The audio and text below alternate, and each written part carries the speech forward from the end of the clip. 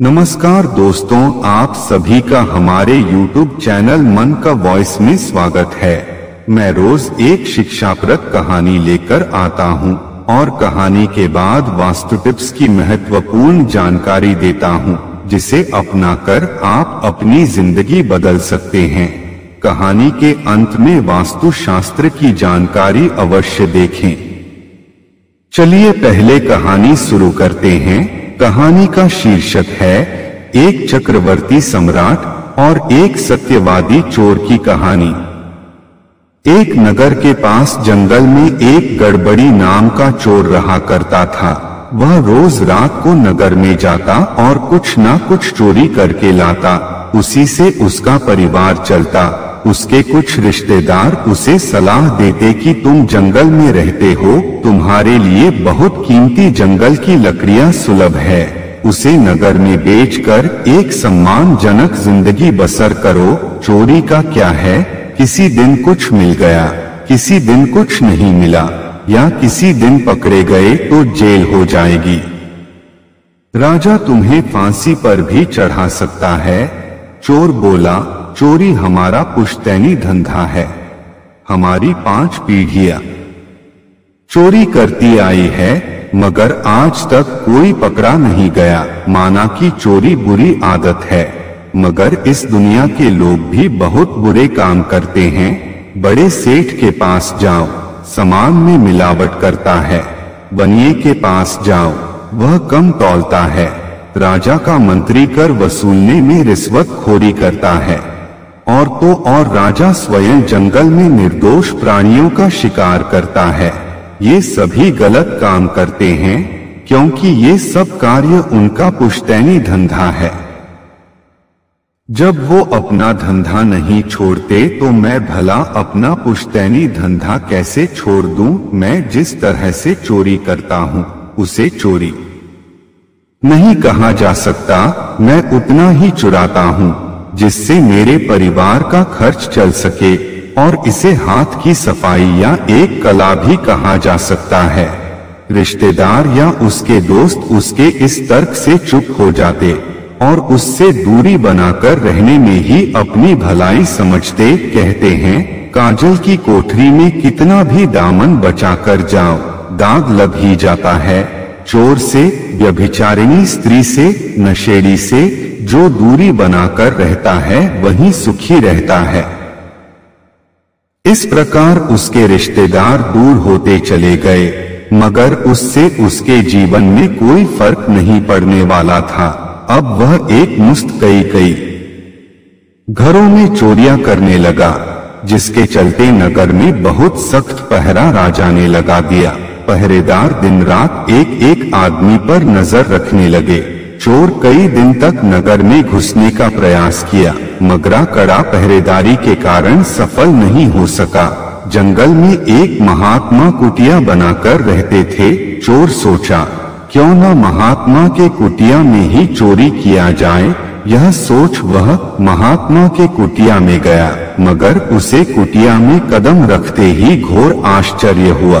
उसका मन बदल चुका था। उसे लगने लगा कि चोरी एक बुरी आदत है, हमें चोरी नहीं करनी चाहिए, वो भी एक महात्मा के कुटिया में। धिक्कार है मुझ पर। वह महात्मा के पास गया और बोला, महात्मन, मैं एक चोर हूँ और आपके पास चोरी करने आया हूँ। महात्मा बोले, वत्स, हमारे कुटिया में तुम्हें चोरी करने की क्या आवश्यकता है। तुम्हें जो चाहिए मेरे सामने ही स्वेच्छा से ले जा सकते हो। मेरी कुटिया सभी जीवों के कल्याण के लिए है। चोर बोला, महाराज, यहाँ आकर मेरा मन बदल गया है। अब मैं चोरी करना नहीं चाहता। अब इस आदत को सदा के लिए छोड़ देना चाहता हूँ। महात्मा बोले, वत्स, जब तक तुम इस कुटिया में हो तभी तक यह विचार तुम्हारे मन में है। यहाँ से बाहर निकलते ही पुनः अपने धंधे में लग जाओगे।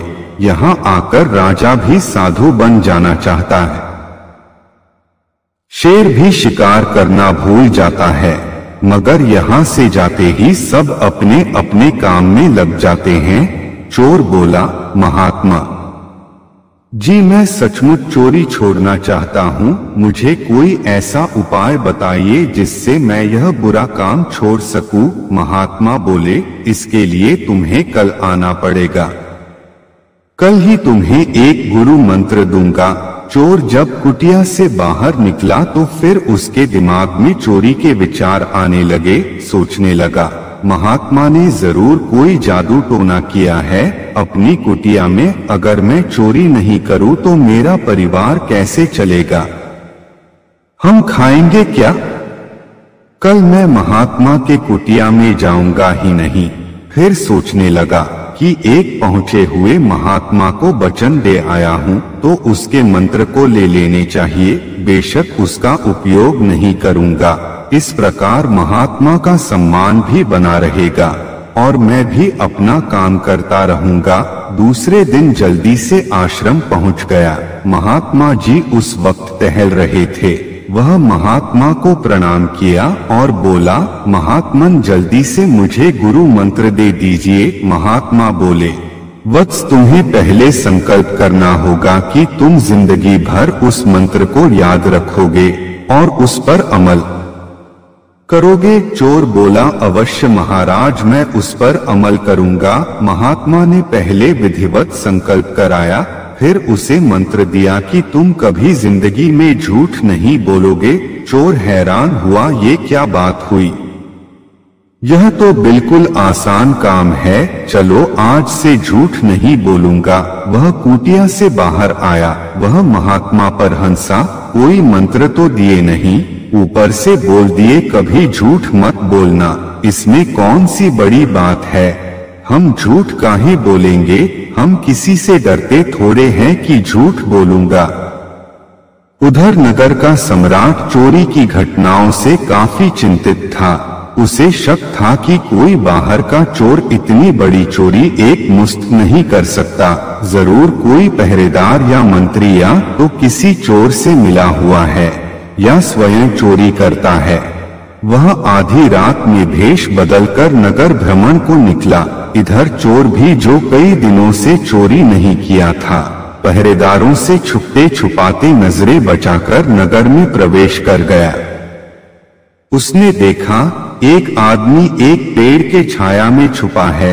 वह पेड़ के पास गया तो पेड़ के पास छुपा आदमी पूछा, तुम कौन हो भाई, इतनी रात को यहाँ क्या कर रहे हो? चोर पहले तो सोचा चलो कोई बहाना बना लेते हैं, मगर उसके दिमाग में महात्मा की बात कौंध रही थी कि कभी झूठ मत बोलना। वह बोला, मैं एक चोर हूँ राजा हंसा, क्यों मजाक करते हो? भला इस तरह से किसी से कहता है कि मैं चोर हूँ?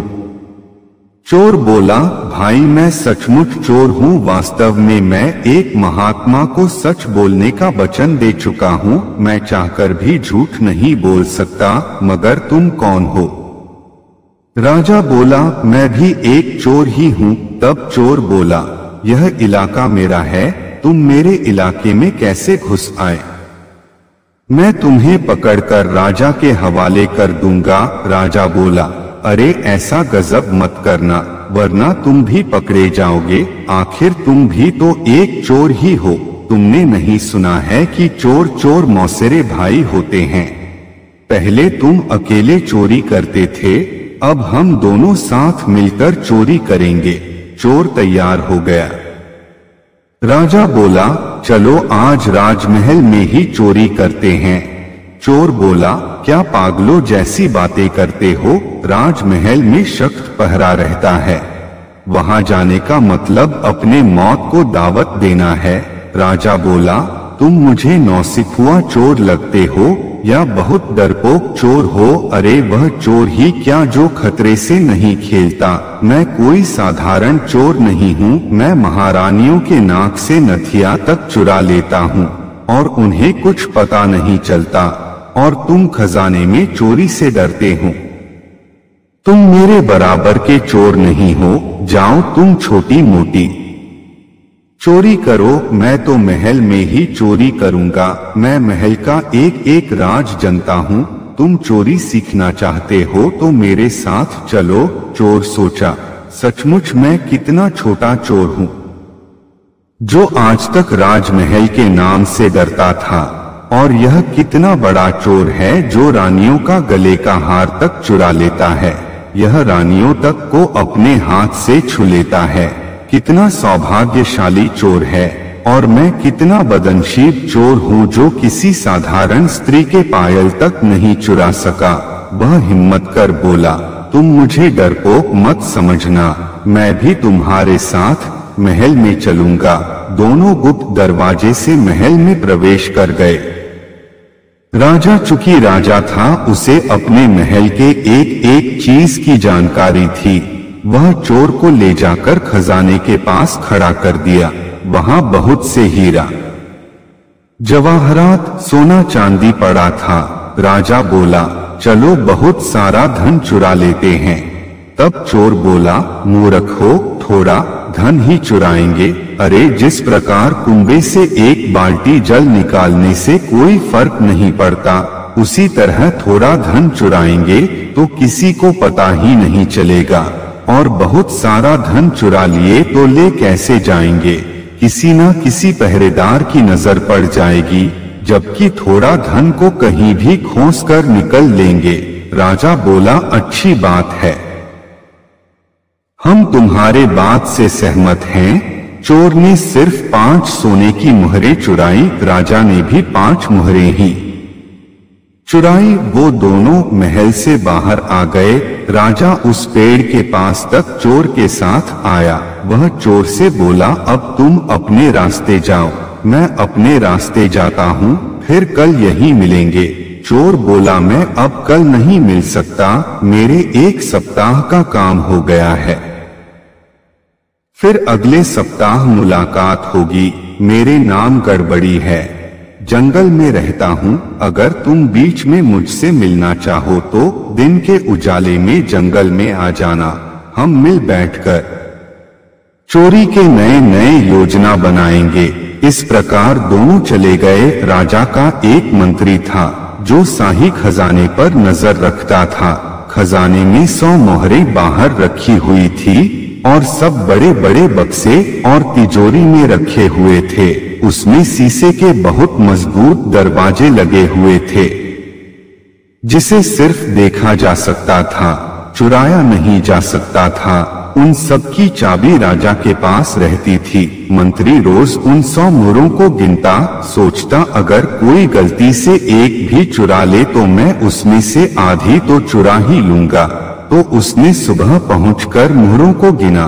उसमें 10 मोहरें कम थी। उसने 40 मोहरें चुराकर अपनी टोपी रख लिया और राजा को खबर देने आ गया कि महाराज, शाही खजाने में चोरी हो गई है। राजा मंत्री के साथ खजाने में गया। मोहरें गिनी गई तो 50 कम थी। राजा अचरज में पड़ गया। वह जानता था कि मोहरें तो 10 ही चोरी हुई है, जो 5 मेरे पास है और 5 चोर के पास, तो ये 40 मोहरें कहाँ गई। उसने ध्यान से देखा तो मंत्री जी की टोपी रोज के अपेक्षा ज्यादा ऊंची लग रही थी। इसका मतलब मोहरें टोपी के अंदर ही है। उसने मंत्री को अपने पास बुलाया और टोपी हटा दी। सभी दरबारी आश्चर्य से देखते रह गए। मोहरें मंत्री जी के टोपी के अंदर ही थी। वे अपना सा मुंह बनाए सिर झुकाए खड़े थे। राजा ने उस मोहरों को गिनवाया, वह 40 थी। राजा अपने पास से 5 मोहरें निकालकर उसमें रख दिया। वह सैनिकों को आदेश दिया कि तुम लोग जंगल में जाओ और वहां एक गड़बड़ी नाम का आदमी रहता है, उसे सम्मान के साथ रथ में बैठा कर ले आओ। सैनिक कुछ ही देर में गड़बड़ी को लेकर आ गए। राजा चोर से पूछा, तुम मुझे पहचानते हो? तब गड़बड़ी बोला, महाराज, एक चोर की नजरें कैसे धोखा खा सकती है। रात को चोरी करते वक्त आप ही तो मेरा साथी बने थे। उसने 5 मोहरें निकालकर उन रखे मोहरों में रख दिया। बोला, आप मेरे अपराध का जो भी सजा देना चाहें दे सकते हैं, मगर ये ध्यान रखना उसमें आप भी भागीदार थे। पहले राजा खूब हंसा, फिर आदेश दिया मंत्री को जेल में डाल दिया जाए और उसके जगह गड़बड़ी को मंत्री बना दिया जाए। इससे अच्छा इस राज्य को कोई मंत्री मिल ही नहीं सकता, क्योंकि यह एक महात्मा को दिए वचन से बंधा हुआ है। यह अपनी जिंदगी में कभी झूठ नहीं बोल सकता। गड़बड़ी को महात्मा के इस छोटे से गुरु मंत्र का मतलब समझ में आ गया था। उस छोटे से वाक्य ने उसे कहां से कहां लाकर खड़ा कर दिया। सच है, महात्माओं के एक एक वाक्य मंत्र ही होता है। जैसा कि हम कहानी के अंत में वास्तु टिप्स की जानकारी देता हूं, तो चलिए शुरू करते हैं। पत्नी की 3 गलतियों के कारण पति की मृत्यु जल्दी हो जाती है। सुहागिन महिलाएं जरूर देखें। पति पत्नी के बीच एक खास रिश्ता होता है जो साझेदारी, सम्मान और सहयोग पर होता है। हालांकि कई बार अनजाने में औरतें कुछ गलतियां कर देती हैं जो उसके पति की सेहत और लंबी उम्र को प्रभावित कर सकती हैं। हम कुछ औरतों की 3 ऐसी गलतियां बताएंगे जो पति की मृत्यु का कारण बन जाती हैं। सुहागिन महिलाओं को इन गलतियों से बचना चाहिए। वो गलतियां कौन सी है, चलिए हम बताते हैं। लेकिन आगे बढ़ने से पहले यदि अभी तक आपने हमारे चैनल को सब्सक्राइब नहीं किया है तो सब्सक्राइब कर लें, लाइक कर लें और कमेंट बॉक्स में राधे राधे जरूर लिखें। मात्र राधे राधे बोल देने से राधा रानी अपने भक्तों की हर मनोरथ पूरा कर देती है। चलिए वीडियो में आगे बढ़ते हैं। पहली गलती, पति के कहे के हमेशा विपरीत चलना। आपके पति की सेहत और उम्र को बनाए रखने के पत्नी को हमेशा आपस में तालमेल बैठा कर रखना चाहिए। ये बहुत महत्वपूर्ण है। अगर दोनों के रास्ते एक नहीं है, दोनों की सोच अलग अलग है, विचारों से तालमेल नहीं बैठ रहा, तो जिंदगी में तनाव, काम की भागदौड़ और निरंतर चिंताओं के कारण अक्सर पत्नी के रहते पति अकेला पड़ जाता है और डिप्रेशन का शिकार हो जाता है, जिसके चलते या तो नशा का शिकार हो जाता है या बुरी संगत का शिकार हो जाता है। वैसे लोगों से बुरी किस्म की औरतें सहानुभूति दिखाकर खूब पैसे ऐंठती रहती है। पत्नी की जरा सी लापरवाही एक नया समस्या पैदा कर देती है जो औरत पर ही भरी पड़ जाती है। जब तक वह संभालती है, उन्हें अपनी गलती का एहसास होता है, तब तक बहुत देर हो चुकी होती है। उसका पति पैसा और सेहत बर्बाद कर चुका होता है। यह बात केवल पति पर ही लागू नहीं होती, पत्नी पर भी होती है। इस तरह का शिकार पत्नी भी हो सकती है।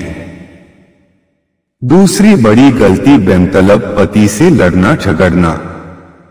कुछ पत्नी की आदत बहुत बुरी होती है। वह चाहती है कि घर का सारा काम पति करके फिर काम पर जाए। इसके लिए वह कई तरह के बहाने भी बना लेती है, जिसमें बीमारी का बहाना सर्वोपरि है। पति किसी तरह कुछ खा पी कर बिना टिफिन लिए आम पर चला जाता है। उसे काम करते हुए भी पत्नी की सेहत की चिंता सताती रहती है, जबकि पत्नी पति के घर से निकलते ही पड़ोसियों के साथ दिन भर गप्पे हाँकती रहती है। इससे पति पर दोहरा दबाव पड़ता है और जल्दी ही अस्वास्थ्य हो जाता है। तीसरी सबसे बड़ी भयानक गलती, पति को धोखा देना।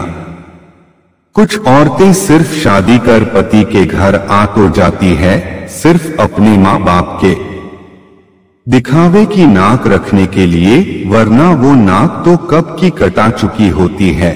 यानी स्पष्ट शब्दों में कहा जाए तो वो शादी से पहले बॉयफ्रेंड बना चुकी होती है और शादी के बाद भी उससे संपर्क में रहती है। जब पति काम पर निकल जाता है तो उससे मिलने को घर से निकल जाती है या घर में ही बुला लेती है। ऐसी औरतें घर में पल रहे सर्प की तरह होती है, जो किसी भी वक्त पति के लिए काल बन जाती है। एक अच्छी धर्मपरायण स्त्री परिवार और पति के लिए लक्ष्मी होती है।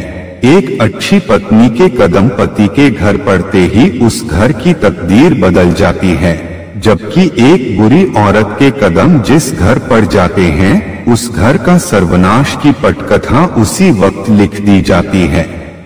हम हिंदू हैं और हर हिंदू स्त्री या पुरुष से भरोसा लगाए रहते हैं कि वो अपनी संस्कृति मर्यादा को ना भूले, अपने पति के साथ अच्छे संबंध बनाए रखने के लिए संतुष्टि को महत्व दें, उनकी आवश्यकताओं को समझें, उन्हें समर्थन दें और उनके साथ समय बिताएं। सम्मान करें, अपने पति के लिए सम्मान और विश्वास का भाव रखें। उन्हें उनकी प्राथमिकताओं का आदान प्रदान करें और उनके विचारों का महत्व समझें। संयमित रहें, अपने पति की गोपनीयता, आत्मविश्वास और आत्मसंयम का सम्मान करें। उनकी आवश्यकताओं के साथ संयमित रहें और उनके व्यक्तिगत जीवन की रक्षा करें। संचार बढ़ाएं, एक स्वस्थ संचार परिवार के लिए अत्यंत महत्वपूर्ण है। अपने पति के साथ संवाद में रहें, उन्हें अपने भावों और विचारों को साझा करने का मौका दें। संयम और प्रेम की देखभाल करें, अपने पति की सेहत और उम्र के लिए संयम और प्रेम बनाए रखना बहुत महत्वपूर्ण है। उन्हें ध्यान दें, उनकी जरूरतों को पूरा करें और उन्हें आराम और सुरक्षा की सुविधा प्रदान करें। अगर आपको हमारी वीडियो अच्छी लगी हो तो हमारे चैनल को सब्सक्राइब करें, लाइक करें और कमेंट बॉक्स में राधे राधे जरूर लिखें। मात्र राधे राधे बोल देने से राधा रानी अपने भक्तों की हर मनोरथ पूरा कर देती है। आपसे पुनः मिलते हैं एक नई वीडियो के साथ, तब तक के लिए आपको और आपके पूरे परिवार को राधे राधे।